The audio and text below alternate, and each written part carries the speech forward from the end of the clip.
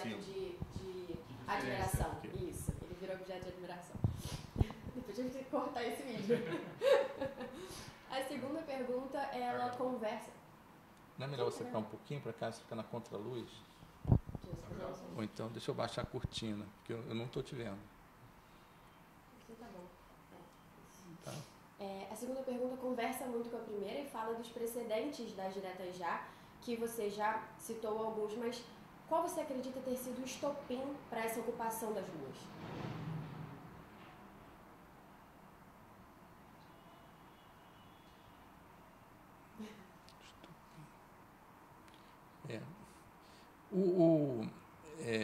O contexto, né, geral das diretas já naquele momento era um contexto complexo, né, da posição do Brasil de um modo geral no mundo. Primeiro, por causa da causa democrática, não é? Então, a gente vive uma época, não é, em que, especialmente marcada, não é, pelo governo do Jimmy Carter, em que a defesa da democracia se tornou uma causa no plano do Concerto das Nações, né, no plano internacional, importante, não é? Mesmo no caso dos Estados Unidos, quando o governo conservador do Ronald Reagan assumiu, né, ganhou as eleições e assumiu o governo dos Estados Unidos, do ponto de vista conservador, o discurso era de defesa das instituições democráticas de eleições. Então, mesmo do ponto de vista conservador, né, naquele contexto do concerto internacional, não é? A afirmação da democracia era uma pauta importante. Agora, no caso do Brasil, existia um elemento decisivo, não é? Que não era exclusivo do Brasil, era, de certo modo, de um contexto internacional, que era o problema da dívida externa. Não é? Então, havia uma crise econômica no contexto brasileiro. Depois, do ponto de vista político, né? Quer dizer, é claro que a dívida externa, além de ser um problema econômico, também tinha uma dimensão política, porque ela terminava envolvendo as relações de base colonialistas, não é? Antigas e históricas.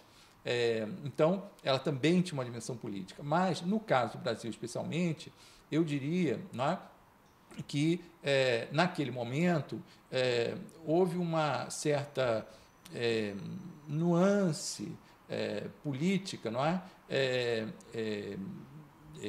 Do governo Figueiredo. No primeiro momento, né, do seu governo, o presidente Figueiredo assumiu com o discurso e a pauta da abertura política, não é? Tem a famosa frase dele, eu prendo e arrebento, né, se alguém for contra a abertura política e coisas assim, não é? Mas, a partir de um certo ponto, não é? E eu acho que ali tem até uma dimensão que a gente precisa considerar pessoal, que é o fato dele ter tido um ataque cardíaco, um infarto, e teve um problema de tratamento cardíaco, chegou para os Estados Unidos, isso tudo, não é? E seguramente, não é, depois dessa fase pessoal dele, ele passou a revelar um certo dificuldade, não é? Para o exercício do governo, não é? E ele se tornou um presidente que antes tinha uma imagem relativamente popular, mas depois, não é? Passou a ter uma imagem muito negativa, não é? Certamente relacionado ao fato de que o governo dele não foi um governo que conseguiu enfrentar os desafios daquele momento, especialmente relacionados à dívida externa, que foram acompanhados pela aumento da inflação, não é? E num ambiente de liberdade, de organização social e de expressão, não é? Isso criou um ambiente de crítica ao governo e, sobretudo, também de reivindicações populares claramente explicitadas naquele momento por uma sequência de greves que no contexto urbano vinham já do fim da década de 70, especialmente do centro da indústria nacional, mas que nesse momento, nessa altura, não é, começavam a atingir também o campo. Não é? É nessa segunda fase do governo Figueiredo que a gente vai ver o movimento de trabalhadores rurais do Brasil se reorganizando, não é? Se diversificando, inclusive com a criação do MST, não é? E a gente vai ver um contexto de manifestação da sociedade civil, não é? Que começa a ganhar uma expressão muito forte. Não é? Além disso, não é? Os resultados da eleição de 82, ainda que não tenham sido totalmente desfavoráveis para as forças que apoiavam o governo, não é? Elas não foram uma eleição que tenha apontado por uma hegemonia, um controle hegemônico do contexto político pelas partes das forças associadas ao governo, não é? Especialmente no caso de São Paulo, no caso do Rio, no caso do Rio Grande do Sul, a gente vai ver a ascensão, não é? De forças, não é? Políticas não só associadas à cassação, não é? A histórico de repressão política, mas também associadas ao período anterior a 64, especialmente o caso do Leonel Brizola no Rio de Janeiro, o caso do Franco Montoro em São Paulo. Não é? E a gente vai ver uma sequência, né, nesse momento, não é, de ascensão desses políticos, que eu vou chamar de velha guarda, né, que passam novamente a ter projeção, além da projeção também dos chamados autênticos, não é, do MDB, que são aqueles que, na oposição, conseguiram sobreviver ao regime autoritário, não é? E se afirmar como liderança política, ainda que controlados pelo autoritarismo, mas depois da liberdade de organização partidária e de manifestação política, ganharam projeção nacional, não é? Em vários estados. Não é? Então, isso, de certo modo, né, constitui um quadro social amplo. Não é? Agora, eu apontaria, não é, o fato de que o contexto específico da direta já, não é, terminou sendo acompanhado por pela ascensão de uma certa, não sei se eu posso dizer dissidência, mas uma certa divisão das forças de apoio ao regime, sobretudo com a afirmação da liderança política de Paulo Maluf, que tinha conseguido ser prefeito de São Paulo e governador de São Paulo, dentro da ordem do autoritarismo, não é? Pela organização indireta das eleições.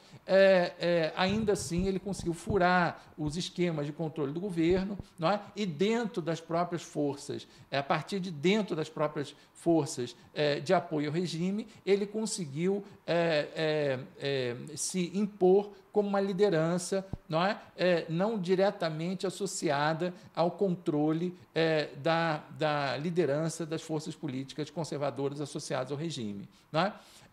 E isso começa a demonstrar, não é, que as próprias forças que apoiavam o regime, não é, o regime autoritário, já não tinham mais uma face pública, não é? Claramente uniforme, não é? E isso termina levando, não é, à dissidência, de fato, com a criação da Frente Liberal, que depois vai dar origem ao Partido da Frente Liberal, que é composto de lideranças, basicamente, que eram associadas ao regime. Não é? O mais famoso deles é o caso do presidente Sarney, que era presidente da Arena, o partido que era o apoio da força do regime, não é? E que terminou rompendo com